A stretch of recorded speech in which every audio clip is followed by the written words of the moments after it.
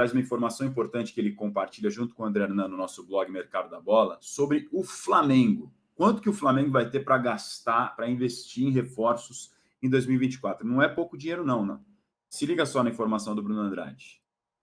O trabalha nesse momento com um orçamento de aproximadamente 200 milhões de reais para investir em reforços para a próxima temporada, no caso a partir de janeiro de 2024. Numa ideia inicial, o Tite conta com 3 a 4 contratações de impacto, jogadores que cheguem, que joguem e que mostrem desempenho logo de cara. Isso evidentemente que vai depender também daquilo que será o mercado de saídas de jogadores do Flamengo, vendas, jogadores em fim de contrato e daí em diante uma nova definição de quantos reforços o Flamengo vai precisar, mas nesse momento a ideia do Tite é de 3 a 4, especialmente fortalecer o meio-campo, e o alvo prioritário do Flamengo para 2024, uma informação que nós trouxemos na semana passada, Nicolás de la Cruz, o meio-campista uruguaio do River Plate e também da seleção uruguaia. Na semana passada trouxemos a informação de que ele já avisou dentro do River Plate, dentro do vestiário do River e também da seleção uruguaia, que o desejo dele é reforçar o Flamengo em 2024. O preço é salgado, mas o Flamengo tem orçamento para isso. O River Plate espera conseguir mais ou menos ali 16 milhões de dólares, que é o valor da multa rescisória do De La Cruz, hoje mais ou menos 78 milhões de reais na cotação atual, então sobraria ali um pouco mais de 100 milhões de reais, fora o De La Cruz, para então o Flamengo investir ainda mais, consolidar o seu elenco e fortalecer aquilo que será o futebol do Tite e de todo o Flamengo na temporada seguinte. O Flamengo continua investindo pesado em PVC, em relação a ter possibilidade, pelo menos, de contratar jogadores com essa informação que a gente traz agora do Andrade e do Hernan. São 2 aspectos muito importantes. 3. O aspecto esportivo, o Flamengo vai montar um elenco ainda mais forte no ano que vem.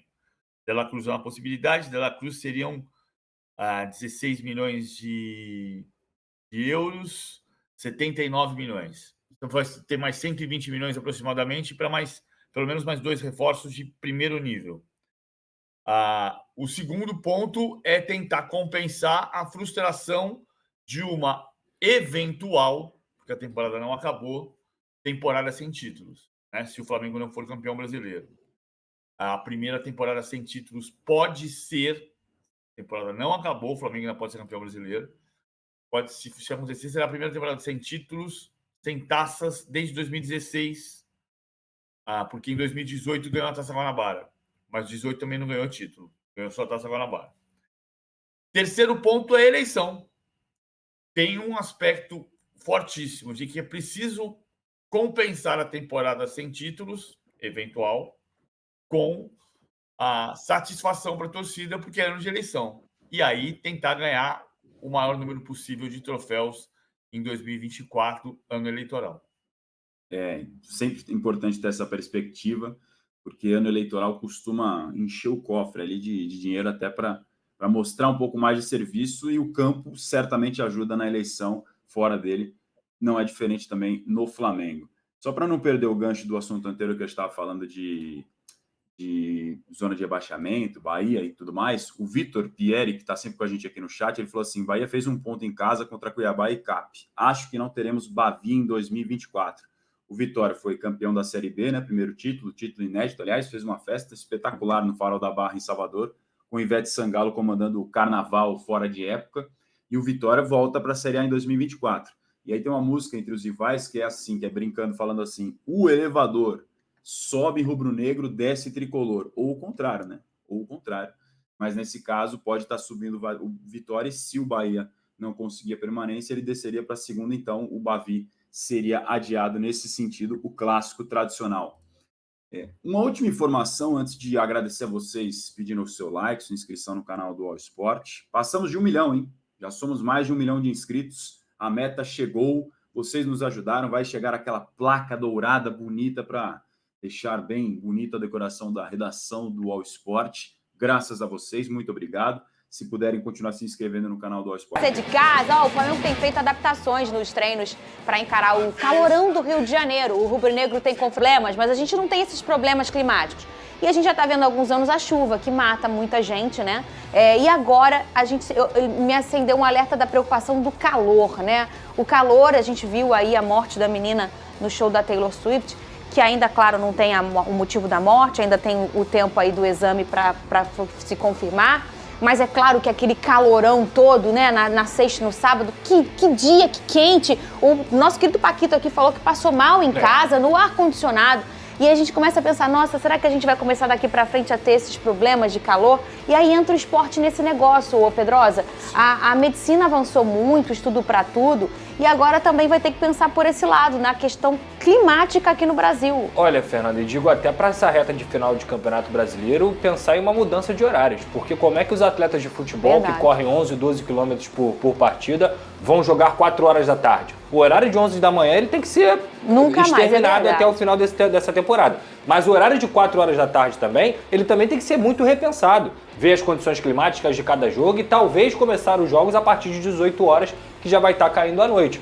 Porque os atletas eles precisam cada vez mais ser protegidos. E a gente lamenta, né, por tudo que aconteceu. Eu, particularmente, nunca senti um calor em 29 anos de Rio de Janeiro do que aconteceu no sábado e na sexta. Não à toa foi recorde aí de temperaturas. Mas pensando nesses atletas, a Confederação Brasileira de Futebol, junto com um suporte medicinal, um suporte médico, tem que começar a pensar nessa situação também. E a gente já tem Eu vou além. É porque quando a gente fala que tem que se preocupar, você está mencionando a Série A.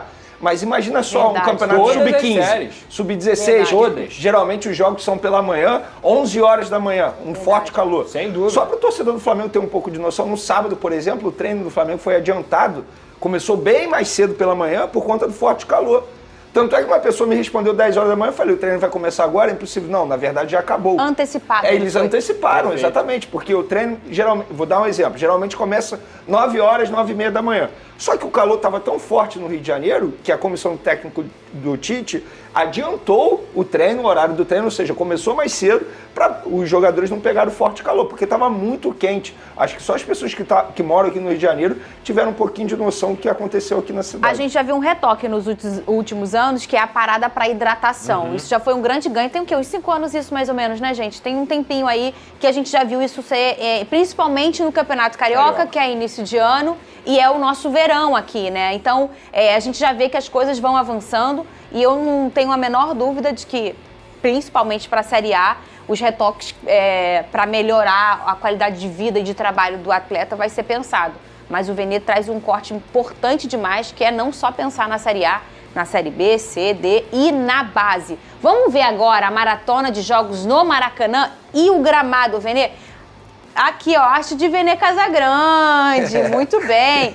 O Maracanã vai receber uma sequência de jogos nos próximos dias. Eu fico pensando o que ele tá fazendo quando ele começa a pensar nesses troços. Vou pensar aqui, vou olhar o Maracanã, vamos ver.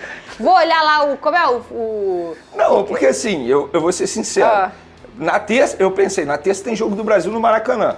Aí no Fluminense é o jogo da entrega de faixa também no Maracanã. Sim. Na quinta, o Flamengo também joga. Aí quando eu fui ver o jogo do final de semana, também tinha jogo do Fluminense também no Maracanã. Ou seja, em 5 dias, o Maracanã vai receber 4 jogos. Só vai folgar na sexta. E aí a gente também tem que falar sobre o clima do Rio de Janeiro. Isso. Porque quando tá um calor muito forte, dificulta Sim. o tratamento da grama natural. Ou seja... Na quinta-feira, para mim, o gramado já vai estar péssimo para o Flamengo jogar contra o Red Bull Bragantino. E no sábado, Fluminense e Curitiba, boa sorte aos jogadores. A culpa é do Vasco. Não, mas eu nunca falei isso. Peraí, deixa eu ver. Não, eu nunca falei isso. Deixa eu ver. Não é pra você. Deixa eu ver aqui. É o quê? O que tem aqui? Brasil e Argentina. Mas Argentina. E aqui? Fluminense e São Paulo. Meu Deus, não. Aqui. Flamengo e Bragantino. E lá embaixo? Talvez tenha o jogo do Vasco quinta-feira. É sexta-feira. Eles devem ter... que aí bota o jogo do Vasco aí? Aí a culpa é do Vasco, entendeu? A culpa do gramado tá ruim é do Vasco. Eu não penso nesse Olha, eu vou ser honesto, eu vou ser sincero.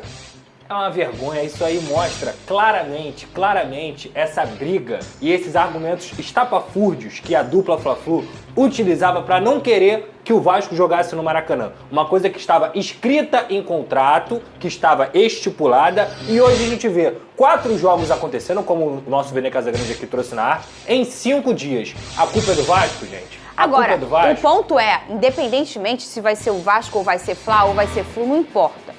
É um absurdo. Já entendemos que existe esse problema de calendário no Maracanã. E enquanto um ficar tentando jogar no colo do outro, o que vai acontecer é o que já está acontecendo nos últimos anos. É um gramado que não é o melhor nem capaz de receber um jogo de futebol num Flamengo brigando por título, um Fluminense brigando por título. Isso é assim, se a gente parar para pensar, é um erro de organização assim extremo, Vene. Não, é um erro de organização extremo, e aí a gente também tem que relembrar aqui que, por exemplo, a dupla Fla-Flu, que hoje administra o Maracanã, e pelo visto vai ser até dezembro de 2024, é uma dupla que é totalmente contra a grama sintética.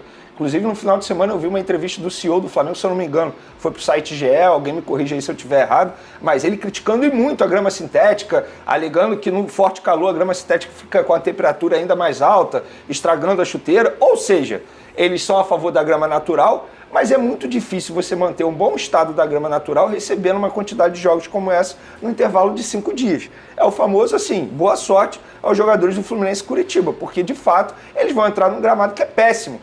E assim, muita gente vai falar, mas Fluminense e Curitiba não vale mais nada. Gente, olha só, pelo amor de Deus, é o espetáculo. A gente está falando de um jogo da Série A, mesmo se fosse jogo da Série C. E tem pessoas jogando, né? E é um risco. Isso, tem pessoas eu ia jogando. finalizar falando isso. Você coloca os jogadores em risco, porque vai botar em risco. Não tem como. Vamos relembrar aqui, o Bruno Henrique, ele machucou o joelho como? Gramado. O gramado do Maracanã. Gabigol. O Gabigol mesmo já reclamou do gramado do Maracanã, inclusive a briga dele com o Marcos Braz foi por conta do gramado. O Diego Ribas já tinha reclamado quando ainda jogava. O Felipe Luiz sempre reclama tempo. nos bastidores. O Felipe Luiz sempre... E sabe qual foi o argumento do Marcos Braz na briga com o Gabigol? Ah, que é gramado bom vai pra Premier League. Ou seja, no futebol brasileiro não pode ter gramado bom. E eu vou finalizar aqui. O jogo mais importante das eliminatórias da Copa do Mundo, ainda bem que ele vai acontecer na terça-feira. Porque se ele fosse, por exemplo, na sexta-feira... E o escândalo ia ser ainda maior. A gente está botando o Messi para jogar no pior gramado da história aqui no futebol brasileiro. Saudações rubro-negras, sejam todos bem-vindos e bem-vindas ao nosso canal Mengão News Oficial. Você que ainda não é inscrito, já se inscreva no canal, deixe o seu like que é muito importante, pessoal. Ative o sininho de notificações. E as informações é a seguinte, né? O Flamengo aí tem 200 milhões, né, pessoal? Para poder gastar aí com jogadores, com reforços, né? E o primeiro nome que já tá na lista do Flamengo, trata-se aí, né, de Nicolás de la Cruz, o uruguaio aí do River Plate, que já deu um sim, já falou no vestiário do River Plate que tem interesse de jogar na equipe do Flamengo, né? Já comunicou aí todas as partes do River que quer jogar no Flamengo na próxima temporada. A questão que ficou pendente mesmo é só a questão agora da multa rescisória, que está avaliada em torno de 67, 68, 70 milhões, né, de reais. Então, será que vale a pena o Flamengo pagar esse valor pela multa do Nicolás de la Cruz? Na minha opinião, vale sim, né, um grande jogador, até porque é um cara que já é daqui do futebol, né, sul-americano. Acho que não teria tanto problema para se adaptar aqui no futebol brasileiro. E se for atrás de outro jogador europeu, né? Aí vem aquela questão de adaptação. Às vezes não pode se encaixar bem, né? E eu acho que o De La Cruz daria muito certo sim na equipe do Flamengo. Você que está aí do outro lado, comente aqui também a sua opinião. Você acha que o De La Cruz daria certo na equipe do Flamengo na próxima temporada? O Flamengo tem que fazer esse investimento aí? Comente aqui, deixe a sua opinião que é muito importante. Ative o sininho de notificações, inscreva-se no canal. E até o próximo vídeo e fui!